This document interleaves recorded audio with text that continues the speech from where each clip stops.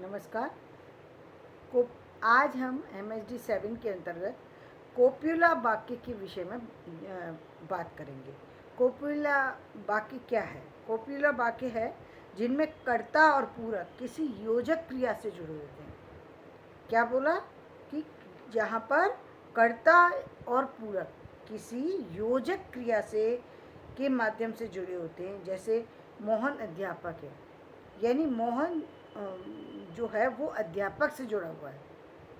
मोहन की जानकारी का है वो अध्यापक से पता लगता है कि मोहन अध्यापक है। सरला सुंदर है, सुंदरता बताती है कि सरला के रूप को उद्घाटित करती है। माताजी घर में, यानी माताजी अंदर हैं। इन वाक्यों के कर्ता अचिन्हित होते हैं। इसमें कर्ता जो है वो अचिन्हित है, वो उसके बारे में ज़्यादा जोर नहीं दिया जाता। इसमें वाक्य के योजक क्रिया के बारे में जो है वो महत्व दिया जाता है। इनके बाद किसी परसर्ग में, और इसमें कर्ता के बाद कोई परसर्ग यानी कोई भी विभक्ति चिन्ह कारक आदि नहीं आता। इन वाक्यों के पूरक संज्ञा विशेषण या क्रिया विशेषण में से कोई भी हो सकता है। और इसमें ये क्या है, संज्ञा विशेषण या क्रिया विशेषण। इन वाक्यों में पूरक क्या हो सकता है, संज्ञा विशेषण हो सकता है या क्रिया विशेषण हो सकता है। तो जैसे ये था मोहन अध्यापक है, तो यहाँ पे संज्ञा विशेषक है, संज्ञा विशेषण है। तो इसी तरीके से कोई भी हो सकता है, क्रिया विशेषण भी हो सकता है, संज्ञा विशेषण भी हो सकता है। जैसे ऊपर के वाक्यों में अध्यापक सुंदर और घर में है। कोपिला वाक्यों में कर्ता और पूरक कुछ विशेष संबंधों से जुड़े होते हैं। मोहन अध्यापक है, वाक्य में मोहन और अध्यापक एक ही व्यक्ति का बोध कराते हैं। आप बोलेंगे ये मोहन है, तो क्योंकि सभी लोग जानते हैं, यदि अध्यापक के नाम से पहले से वो लोग जानते हैं, जैसे मोहन अध्यापक है, इस विषय में सब जानते हैं। तो चाहे आप अध्यापक कहिए कि अध्यापक जी से मिलिए, तो सब जान जाएंगे कि ये इनका नाम क्या है, मोहन है नाम, उनका अपने आप समझ में आ जाएगा। और यदि आप किसी व्यक्ति विशेष को ही आप देख सकते हैं, कोई ऐसा व्यक्ति है जो अध्यापक है और अध्यापक के रूप में यदि आप उसको परिचय करा रहे हैं, तो आप कह देते हैं शिक्षक जी से मिलिए। तो शिक्षक जी का नाम यदि रामलाल है, तो आप अपने आप समझ जाते हैं कि रामलाल अध्यापक है। इसमें अलग से बताने की ज़रूरत नहीं होती। ये वही बात यहाँ पर बताई जा रही है।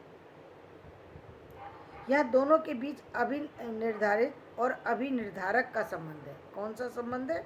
अभिनिर्धारित, जो पूर्व से पहले से ही निर्धारित है, ये, और अभिनिर्धारक का संबंध है। अध्यापक मोहन की पहचान बताता है, जैसे मोहन कौन है और मोहन अध्यापक है। तो यानी हम पूछे मोहन कौन है, तो मोहन अध्यापक है, और अध्यापक कौन है, तो मोहन अध्यापक है। इसी प्रकार सरला सुंदर है वाक्य में कर्ता पूरक के बीच विशेष विशेषण का संबंध है।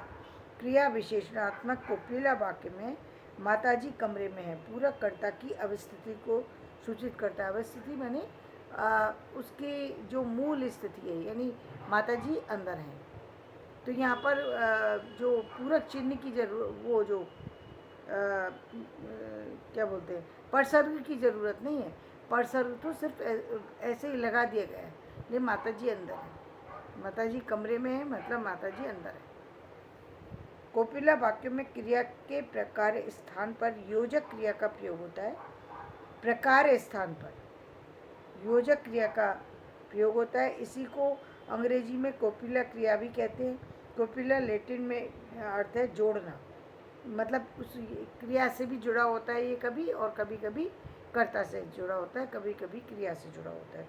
जैसे था, होता तथा इनके समान धर्मारूपा अन्य सामान्य क्रियाओं जैसे पीना, देखना, जाना आदि की तरह योजक क्रियाएं अपना कोशीय अर्थ नहीं व्यक्त करती। इनका प्रकार केवल दो अस्तित्वों के बीच संबंध उद्घाटित करना होता है।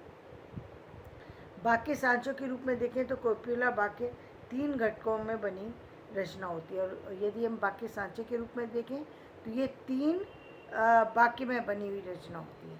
बहुत लंबी रचना वाक्य नहीं होता, ये केवल 3 जो है इसके घटक होते हैं, और उसी में ये पूरा वाक्य बन जाता है। जिसका प्रत्येक घटक अनिवार्य घटक होता है। और इसके जो घटक की विशेषता ये कि अनिवार्य घटक होते हैं, इसमें इसको हम घटा बढ़ा नहीं सकते। जैसा हमने कल बताया था, रफ़ी मेरा ड्राइवर है, यहाँ पर देखिए आप कि वो इसी तरह ये अनिवार्य घटक हैं जिसमें से एक भी घटा बढ़ा नहीं सकते। बाकी में क्रिया विशेषण सामान्यतः ऐच्छिक घटक माना जाता है, लेकिन इस कोटि के कोपिला वाक्यों में क्रिया विशेषण की अनिवार्य घटक के रूप में आते हैं।